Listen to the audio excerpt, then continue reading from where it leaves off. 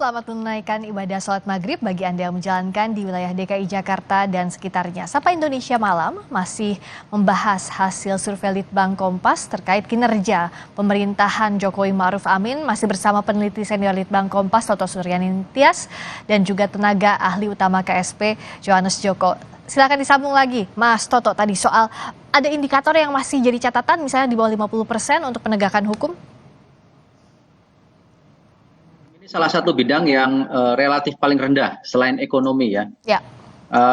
Rendahnya beda-beda. Tapi kalau penegakan hukum yang bisa kita analisis adalah dari penegakan hukum itu dari 5 indikator yang kita pakai, penuntasan kasus-kasus, kemudian jual beli kasus, kemudian pelanggaran HAM, kemudian perlakuan yang sama terhadap masyarakat di depan hukum dan memberantas KKN.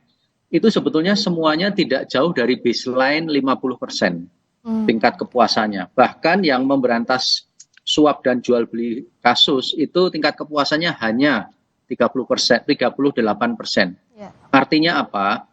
Jadi meskipun secara keseluruhan dari keempat bidang itu kita mengalami sebuah kenaikan tingkat kepuasan yang signifikan. Signifikan itu kan artinya di atas margin error, bahkan kalau bisa 2 kali margin error itu mantap ya. Nah, meskipun signifikan kenaikan secara umum, tapi kalau kita lihat pada bidang hukum, ternyata kenaikannya itu masih berada di rentang baseline angka 50. Kalau sekolah masih merah itu angka 5.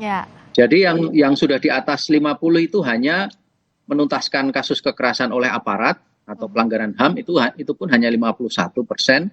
Dia naik 5% dari triwulan lalu dan juga hanya penuntasan kasus kriminalitas, perampokan, pembunuhan, perjudian, dan seterusnya. Itu 55%. Ini tidak naik dari triwulan yang lalu. Jadi dari 5 indikator bidang hukum, hanya 2 ya sebetulnya yang dia masih mepet-mepet dari baseline, belum aman.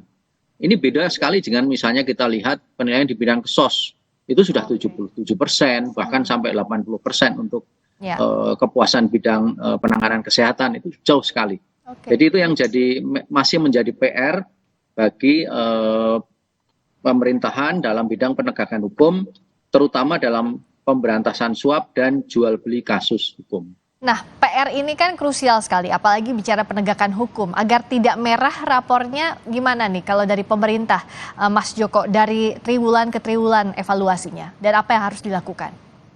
Ya, Mbak Priska, pertama-tama tentu kami ingin menyampaikan terima kasih bahwa hasil yang disampaikan Litbang Kompas ini menjadi satu momentum ya Mbak, penegakan hukum di mana persepsi masyarakat terhadap penegakan hukum yang dilakukan itu menjadi dari awalnya terus turun, itu menjadi naik begitu Mbak.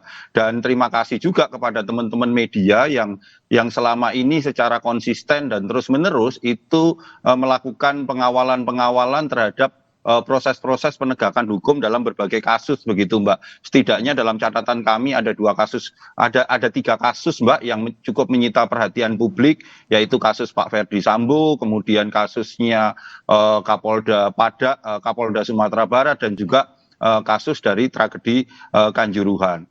Memang dalam penegakan hukum ini kalau dalam yang disampaikan teman-teman Kompas itu cukup rendah adalah terkait dengan pemberantasan suap, jual beli kasus hukum dan memberantas KKN.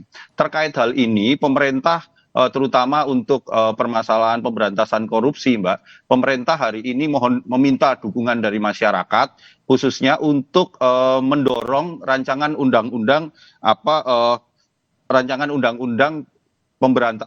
pembatasan transaksi uang kartal dan rancangan undang-undang penyitaan aset Mbak. Karena ini nantinya bisa perampasan aset karena ini nanti diharapkan bisa menjadi dasar begitu Mbak untuk bagaimana proses pemberantasan korupsi itu bisa dilakukan dengan lebih sistematis. Walaupun kita menyadari benar Mbak, ada PR misalnya terkait dengan tragedi Kanjuruhan, penyelesaiannya itu memang perlu untuk terus kita kawal. Begitu Mbak. Oke, baik.